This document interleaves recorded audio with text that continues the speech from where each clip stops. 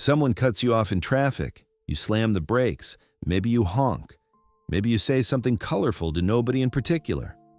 And then they're gone. But you're not. 40 minutes later, you're still in that car, still replaying it, still winning the argument you never had. You've imagined pulling up next to them at a light. You've mentally rehearsed exactly what you'd say. You've convicted them, sentenced them, and delivered the closing argument, alone, in a vehicle, on a Tuesday. They have no idea. Here's what makes this strange. You're not still angry because of them. They left.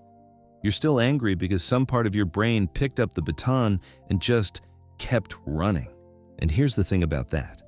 Dr. Jill Bolte Taylor is a neuroscientist, Harvard-trained, studied her own stroke from the inside, wrote a book about it, and she found something that should change how you think about every argument you've ever had. The actual neurochemical wave of anger, the chemicals your brain releases when something sets you off, lasts 90 seconds. That's it. Start to finish, 90 seconds. Everything after that isn't happening to you. You're doing it manually. Your brain fires the wave, and then it waits. And if you pick up the thought again, replay the scene, reread the text, rehearse the comeback, it fires again and again. And you can do that for 40 minutes. You can do it for 3 days. You can do it until you've turned a moment that lasted 2 seconds on a highway into a week-long project. I used to think the angrier I got, the more seriously people would take me, that it was a signal, that it projected strength. Turns out that's exactly backwards. 2,000 years before anyone put brain chemicals in a scanner, a Roman philosopher named Seneca sat down and wrote 150 pages on anger. Not from a distance. He wrote it while advising an emperor who was losing his grip on reality, watching rage operate at the highest levels of power and documenting what it destroyed. We'll get there. But first, let's talk about what chronic anger is actually doing to your body. Because this isn't about being calm. It's about being alive. Your doctor will tell you that stress is bad for your heart. You've heard that. Everyone's heard that. It's so generic at this point it doesn't really land anymore. So let's get specific. Columbia University ran a study on 280 healthy adults. No cardiovascular disease, no risk factors, clean baseline. And they induced 3 emotional states in the lab: anger, anxiety, and sadness, then measured what each one did to the blood vessels. Anxiety didn't damage them. Sadness didn't damage them. Anger did. Specifically, anger impaired endothelial function, the inner lining of your blood vessels, the layer responsible for dilation, for keeping blood flowing the way it's supposed to. When that layer's repeatedly stressed, it doesn't recover the same way. The vessels stop responding normally, and unlike a pulled muscle or a bad night's sleep, you can't feel it happening. The lead researcher, Dr. Daiichi Shimbo, put it plainly. If you're a person who gets angry all the time, you're having chronic injuries to your blood vessels, not metaphorical injuries, not elevated stress, injuries, and it compounds. A Swedish study tracked over 47,000 adults for 9 years. People who experience frequent anger had a 19% higher risk of heart failure and atrial fibrillation compared to people who didn't. Here's what that means in practice. Every time you replay the fight, every time you reread the message that set you off, every time you lie in bed rehearsing what you should have said, you're not just wasting time, you're quietly doing damage to the specific tubes that keep you alive. The anger feels like it's aimed outward. The cost lands entirely on you. So you know you need to manage this. And like most people, you've probably tried the obvious thing. The thing that feels the most intuitive, the thing that's been recommended for decades, the thing that, it turns out, makes anger worse. Go for a run, hit a pillow, scream in your car, get it out of your system. You've heard this. Maybe you've done this. It sounds right in a way that's hard to argue with. Anger is pressure. Pressure needs release, so release the pressure. The steam kettle model. Intuitive, satisfying, and almost completely wrong. In 1999, a psychologist named Bushman ran a study on angry participants. He split them into groups. One group vented. They hit a punching bag while thinking about the person who made them angry. Another group did nothing, just sat with it. The venting group ended up more angry afterward, more aggressive, not less. The control group, the ones who did nothing, were calmer. Here's why. When you vent, you're not releasing anger, you're rehearsing it. Every punch, every scream, every furious lap around the block, you're teaching your amygdala that the correct response to being upset is high arousal aggression. You're not draining the tank. You're training the instinct. You're setting a hair trigger and calling it therapy. And it gets worse when you're already angry. Because the one thing that actually helps is lower arousal, slower heart rate, slower breathing, less activation. Jogging does the opposite. Boxing does the opposite. Even a hard run when you're already furious tends to extend the state, not end it. This isn't one study. A 2024 meta-analysis pulled together 154 studies and over 10,000 participants across every demographic, every setting. The findings were consistent. Arousal-decreasing activities, deep breathing, slow movement, sitting quietly, mindfulness, reduced anger. Arousal-increasing activities, punching bags, cycling, jogging, boxing, did not. Doing nothing was more effective than venting. That's not philosophy. That's the data. I had a punching bag in my apartment for 2 years. I was convinced it was helping. Looking back, I was probably just getting better at being angry. Here's where it gets interesting. Because someone solved this problem a long time ago. Not a psychologist, not a neuroscientist. A man sitting 5 feet from one of the most dangerous people in the ancient world. Seneca wrote the world's first systematic manual on anger around 45 AD.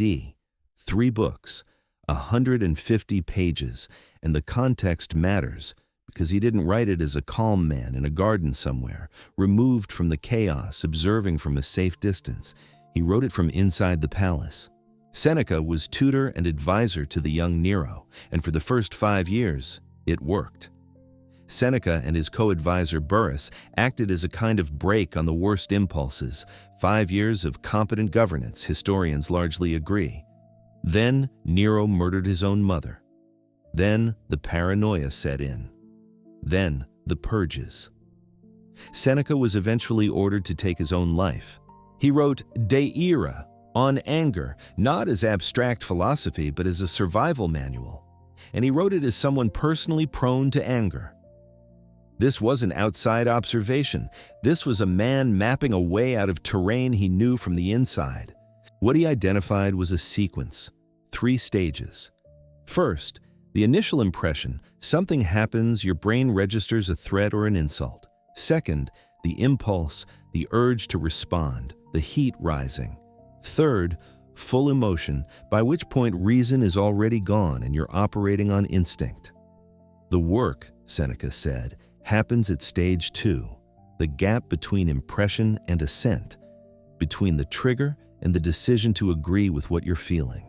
And his most repeated instruction across all 3 books was this: maximum remedium irae mora est. The greatest cure for anger is delay.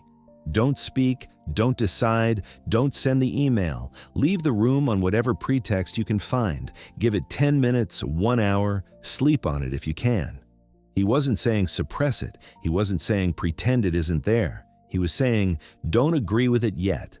Don't let the first impression become a verdict before you've had a chance to think. A man writing in the 1st century, watching an emperor's rage burn down everything around it, arrived at the same conclusion neuroscience would reach 2,000 years later. The wave passes. Your job is to not add fuel while it does. 2,000 years later, science caught up, and what it found confirms almost exactly what Seneca described, but it adds one wrinkle that changes everything about when these techniques actually work. Seneca's delay works, the research backs it, but it only works if one specific part of your brain is online. The prefrontal cortex is what executes the pause. It's the part that lets you stand between the trigger and the response, the part that makes the gap Seneca described actually exist. Without it functioning properly, the gap closes. The impression becomes the reaction almost instantly, and you're already in stage 3 before you even notice stage 2. There's one thing that takes the prefrontal cortex offline more reliably than almost anything else. Matthew Walker runs a sleep research lab at UC Berkeley, and his team found that a single night of poor sleep produces a 60% increase in amygdala reactivity. Your threat detection system, the part that fires when you feel disrespected, cut off, ignored, undermined, becomes 60% more trigger-happy after one bad night. Think about what that means in practice.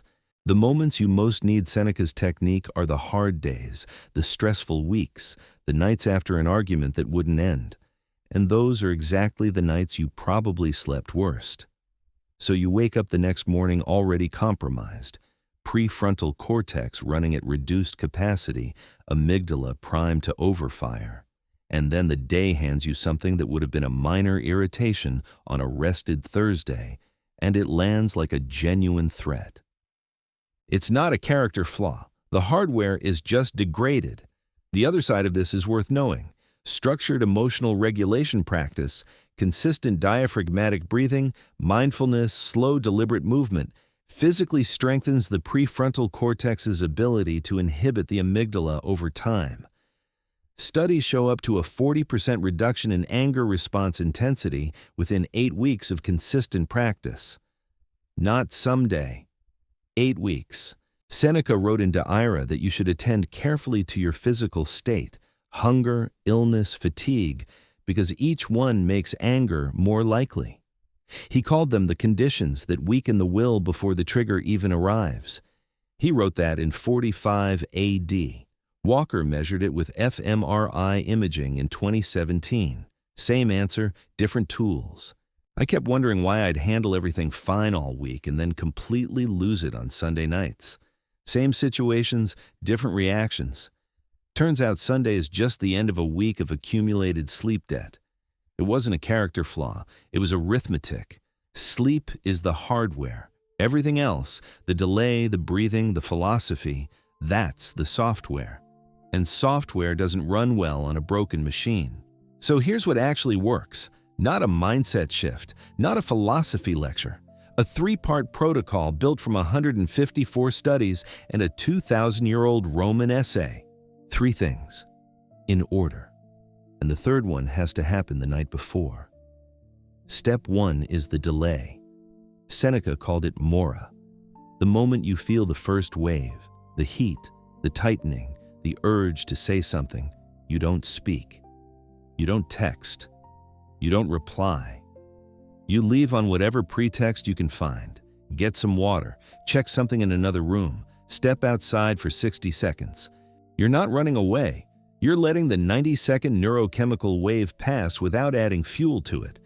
Because the moment you open your mouth inside that window, you're not responding to the situation. You're responding to the chemicals.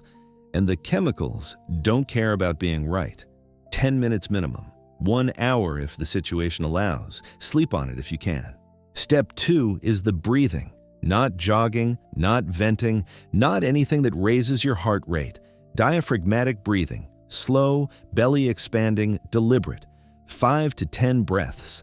The kind where you can feel your stomach move before your chest does. This is the most replicated finding in anger research. Kjærvik and Bushman's 2024 meta-analysis.